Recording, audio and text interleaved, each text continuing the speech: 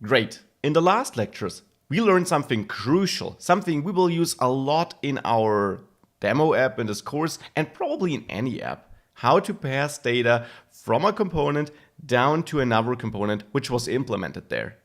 Now about the other direction. What if we have a component and something changes in there and we want to inform our parent component, so the component which implements the other component? For example, here in app component, we're implementing app cockpit, and in this child component in app cockpit, something can change because here we got two buttons, and when we click the buttons, we want to do something. And right now, the code which would normally get executed was simply commented out. So here, we want to inform our parent component, the app component in this case, that a new server or a new blueprint was created. So in our app component, we maybe still want to implement these two methods. So let's simply add them here. However, I will adjust the names and say on server added, because these methods will kind of only be executed after this button has been clicked. So not once the button is clicked, but thereafter, once we really already are done creating the server, so to say. So on server added and on blueprint added sound like more appropriate names here in the app component. Then, however, we can comment out this code and still create a new server or a new blueprint. However, this will not work as expected here because we're referencing new server name and new server content which are not available in the app component. But that is exactly the information we kind of want to pass from the cockpit to the app component, because the app component is the central place in our app for now, which manages this array of servers. So how can we emit an event, our own event? How can we inform our app component? It would be great if it would look something like this. On the app cockpit, so in the app component HTML file where we implement app cockpit, it would be great if we could listen to server created, any name you like, but that would be a fitting name for the kind of event we want to listen to. Of course, this event doesn't exist by default. So just like we listen to click, now we want to listen to some event like this, server created. And once a server was created, we execute some code. So just like in any other built-in event like click, here on the right side of the equal sign between the quotation marks, we want to call on server added, the method we prepared for this. And we even expect to get some data with $event. This is how you could catch this data. That could be some object which gives us the required information about that server, like the name and the content.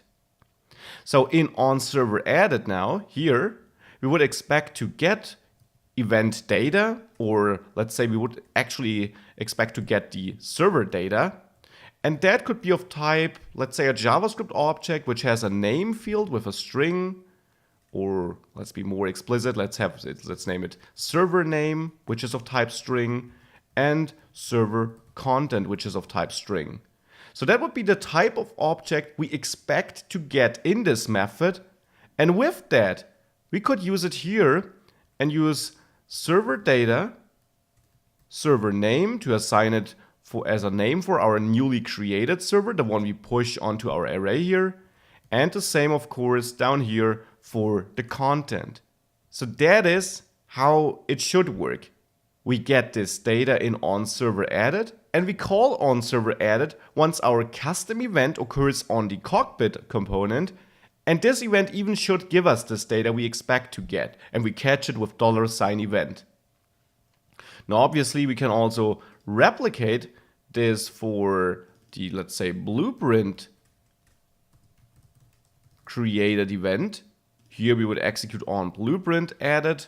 And of course you could also kind of merge these two methods. I keep them separated to be really clear about what's happening here. And there again, we also expect to get our, well, blueprint data in this case. So blueprint data maybe. And there we also would receive the information we require, like the server name, and then of course also the content. This is how it should work. Now in the cockpit component, we actually need to emit our own event. We are waiting for events named server created and blueprint created, maybe with a lowercase p. So in the cockpit component, I kind of want to create two new properties here. Properties, that's important. Server created and blueprint created. Now before, we placed add input in front of them to mark them as properties you can set from outside. Now we want to do the opposite. We want to make sure that both properties kind of are events we can emit. And to make them events, we first of all have to assign a new value, new event emitter, and event emitter needs to be imported from @AngularCore. So you should add this import here at the top.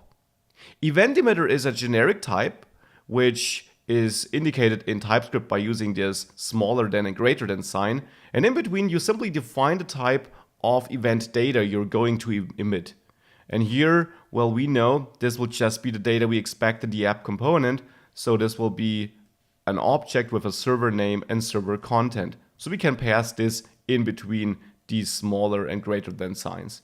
And important, add parentheses in the end to call the constructor of event emitter and create a new event emitter object, which is now stored in server created. I'll do the same for blueprint created.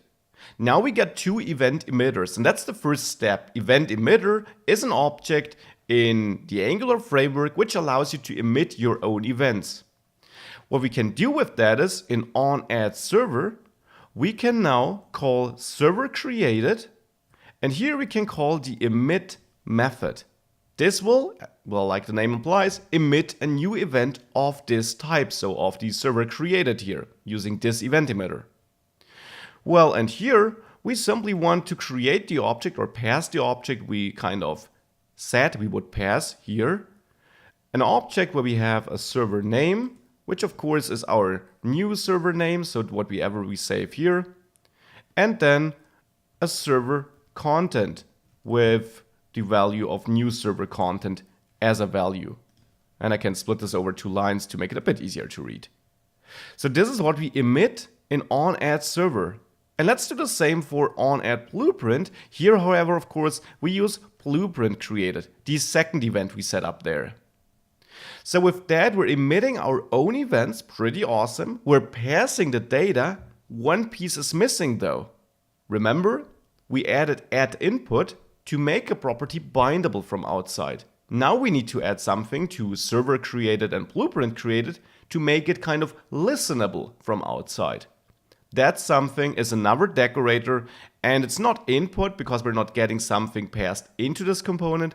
It's add output with parentheses because we're passing something out of the component. We're passing our own event out of the component. And the same for blueprint created. Make sure to import output from @AngularCore. With this in place, now if we save this and have a look at our application, if we create a new server, some test content, and we click add server, you see it gets displayed down there, so it successfully emits this event. Let's check the same for the blueprint. That looks pretty good too.